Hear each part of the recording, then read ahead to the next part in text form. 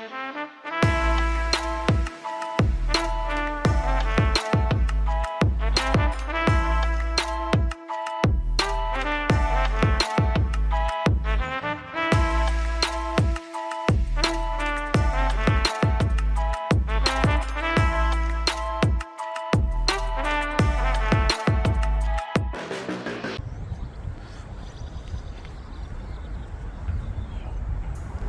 when did you start building this arcade machine? We built it in 2019, September 2019, just because we were bored and didn't have anything else to do. Why did you think of building an arcade machine?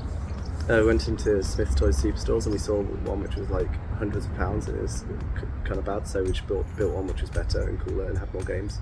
How and what was the process? We found some plans online and then we got some old wood and cut it to size and screwed it together.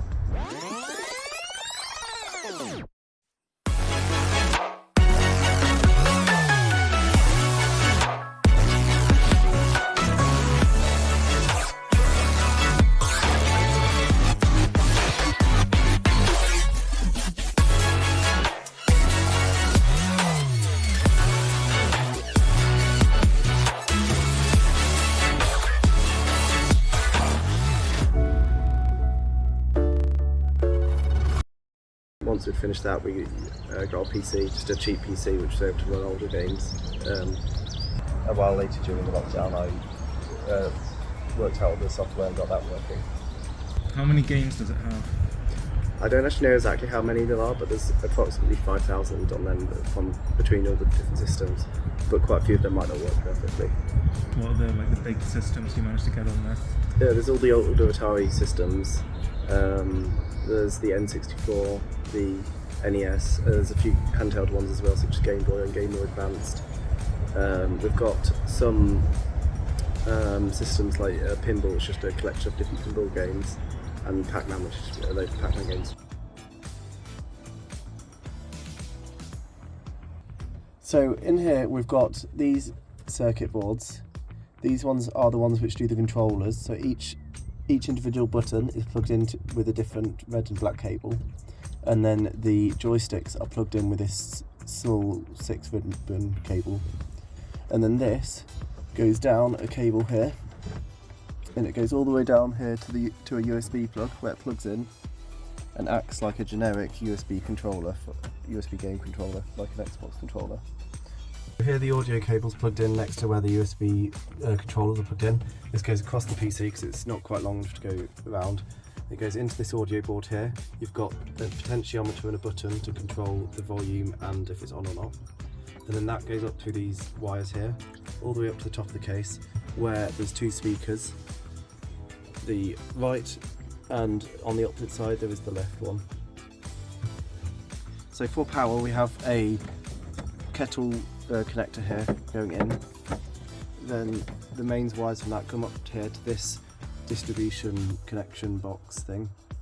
They go from here to the monitor, and then they also go into a extension lead to plug the PC and other devices you might have to put in here into, as well as going into a 12-volt converter to power the audio board. So to turn it on, you switch on the bright red button first. That puts power to the lights at the front here, and it gives power to the speakers if you turn them on here, as well as the screen. And then this switch here powers on the PC. So you press that, and then the PC starts to boot up.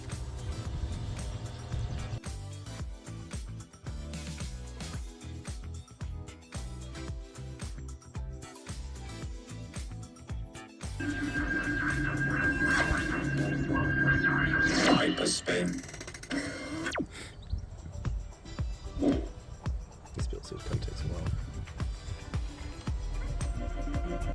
So here at the front of the system we've got a big drawer which is just used for storing things. Then as we move up further we've got the controllers. This side is usually player 1, this side is player 2, but for some consoles like the N64 where it has a big controller with lots of inputs, the whole thing is used as just one input. And we've got a screen, I think it's 1080p screen at 60 Hz. And then at the top we've got stereo speakers so we have nice audio through it. What are you going to do with it? don't know. We don't really have any plans. We're probably looking to sell it. Buy it. How much will you sell it for? I don't know, like 100, a bit more than, but less than. I'm not too worried. As long as it goes to someone who like actually thinks it's cool. How many days have you been doing it? Too long. How much money have I spent? Too much. How much more work have you got to do with it? Too much. Are you excited for it? Yeah, it'd be cool. Wait, I don't know what this is. Oh, actually I do. I don't know, I feel like this interview is a bad idea. Let's see. I don't know what it is, do you know?